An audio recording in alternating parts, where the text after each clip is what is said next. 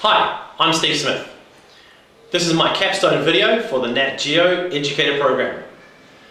I'm going to talk you through who I am, our school, and what my capstone project's all about. I'm a geography and social studies teacher in Auckland, New Zealand at Takapuna Grammar School. Our school began in 1927.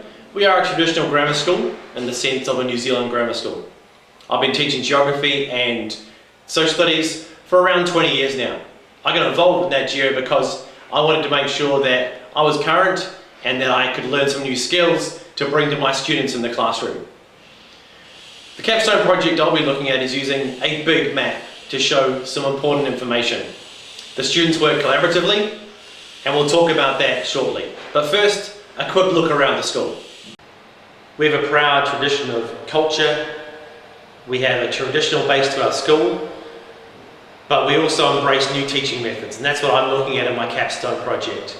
How can we take the tradition and bring it into something new, something collaborative that will be for the best of our geography students? Proud traditions and traditional teaching methods. This is who we are, but our school is changing. How can we as educators change to make sure we are looking after our students well, preparing them well, and bringing in the newest methods possible? That's what my capstone's about.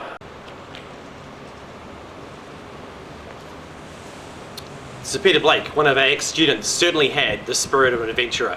Teach like an adventurer. That's what I try to do. Geography is all about maps. Where are you in the world? Why are things found where they're found here? So let's look at a big map. Let's use big maps to really bring our point home.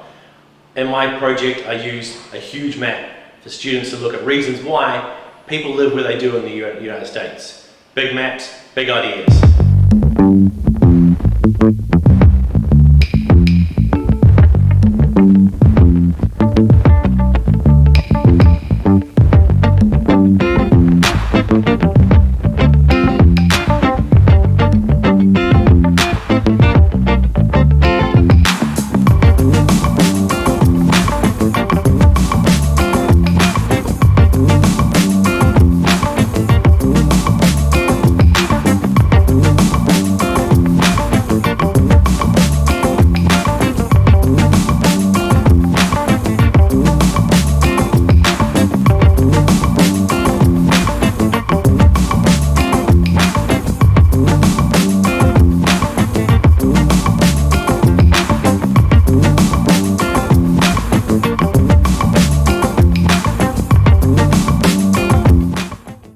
So there it is. That was my project. That was my task in class. It took a bit longer than I thought because the students were really engaged in what they were looking at.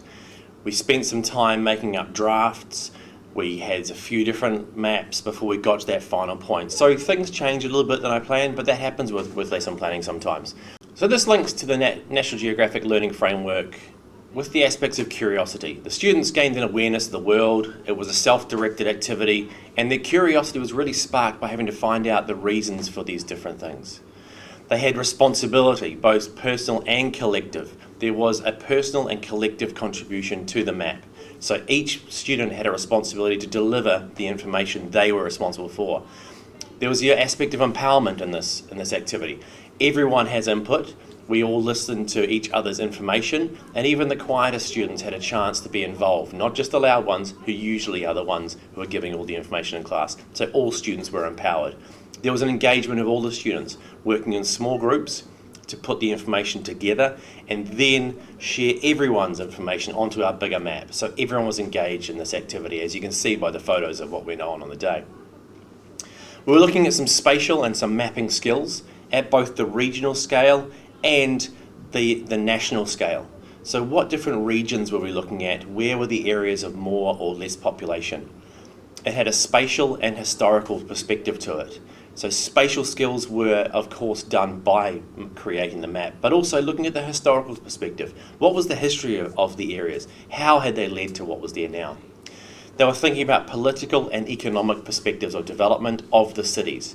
So this one simple mapping exercise engaged the students into understanding what had happened in the development of the United States.